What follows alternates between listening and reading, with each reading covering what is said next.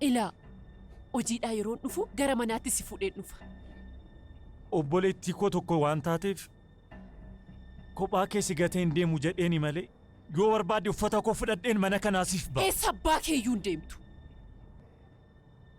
Achi booddaatis umurii kee guutuu mana hidhaatti deebita. Anis sana booda boqonnaan argadha. Kana barbaaddaa? Kanan gootu.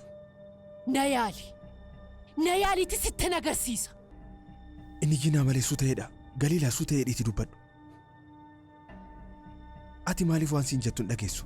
Waan si fayyadu sitti maa jirti bara? Na dhageessa miti. Filannoo lama qabda. Hanga dhumaatti mana hidhaatti galtamoo?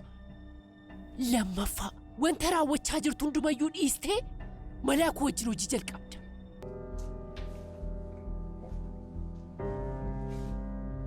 Mucaan talatiyyaa fuulduratti ilmoo malaakuu waraanuun ija kee kana jaamsuun qaba ture.